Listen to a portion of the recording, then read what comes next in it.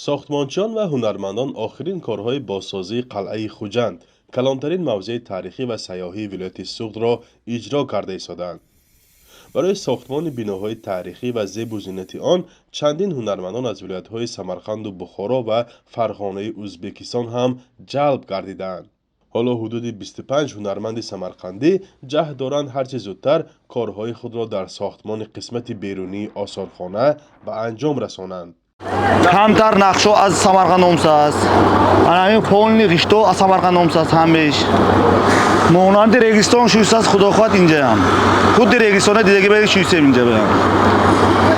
این دو دولت موبایلی دوست لیگ ابدیش با خودی سمرقند بگشته برای شویسه من. رگستان دیگه بریم شویسه من رگستان استودیم گمان میشد.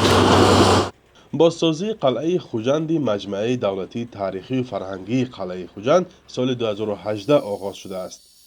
در این انشاءات حدود 20 شرکت‌های ساختمانی تاجیکستان با شمول 400 کارگران و هنرمندان در حدود 6 گکتار فعالیت دارند.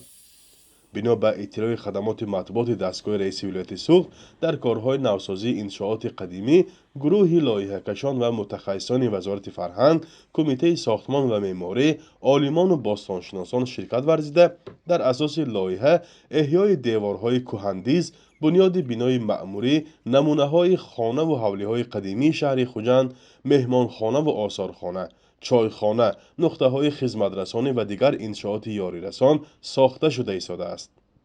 در حدود انشاءات محله قدیمه خوجند با فراگیری 8 حولی تاریخی و دیگر رسته‌های هنری و فرهنگی بنیاد شده است. در قلعه خوجند هنرهای قدیمه در رسته‌های علاهیده جایگیر خواهند شد.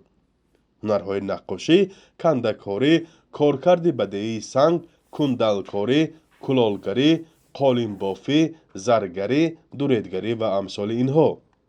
چون که در اینجا یک سینتز آمیخته چند صنعت رو ما در اینجا می‌بینیم. همین شکل که در همین کلالگری داشتیم ما در اینجا صنعت بوریش، صنعت کاشانکاری رو می‌بینیم که در دیگر بناهای ما نه در سمرقند نه در بخارا دیده می‌تونیم. برای همین در اینجا سهم استادان که درجه‌گی همکاری کردن خیلی کلان است. گروهی از زنها 3 سال باز برای صیقل دادن هنری کلالگری در قلعه خوجند کار میکنند و بعدی به استفاده دادن انشاءات آنها صاحب حولی تاریخی میشوند. همین هنر ما از ازبکستان شهر ریشتان آمده، این کار به ما یاد داده رفتگی. خیلی برای کارهای وزبینش بچه ها ما هست، کارهای سبک منی رنگ و بار میخواه و ها زنها اساسا وای میکنیم کار میکنیم. مبلغش قناعت بخش بود؟ البته مبلغش قناعت بخش. اثرها ما با مونده استاد ما هیان و ها دست یاردم ایتیان. اینها همه ما یک جای وای میکنیم، تصویر میکنیم. یک ده همین کوزه مثال 2 هفته و همین خیلی 15 روز و زحمت میکشیم.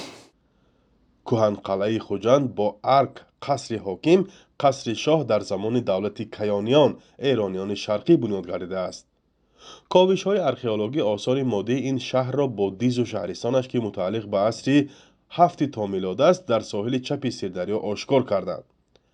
عصرهای 6-5 تا میلاد شهرستان نقشه مربع داشته به 20 گکتار برابر بوده است. کهندیس خوجند هم هجوم عربها، هم دوره سامانیان، هم گماشته های سلاله قراخانیان، سلجوقیان را اثر گذرانیده است. در زمان حکمرانی امیر تیموری لنگ، کهندیس و ارک حاکم چون جای بنای حکومتی باقی مانده است. پیش از کارهای ساختمانی آغاز گشته دیدن کارهای حرفیاتی یعنی باستانشناسی رفته بود و در وقت ساختمان نیز بسیار بازیافتا معین کرده شد. به مانند یک خونهای کلان برآورده شد، گذرگاه ها در زیر کشک حاکم نشین یعنی تپه قدیمه دریافت کرده شد. اینچنین تهکرسی های خانه حولی های قدیمه نیز معین کرده شد که زیاده از 3000 سال بودن آن را معرفی کرده شد. در سوخت بیش از 750 یادگاری های تاریخی و فرهنگی به قید گرفته شدند که قدیمترینش سرازم به حساب می رود.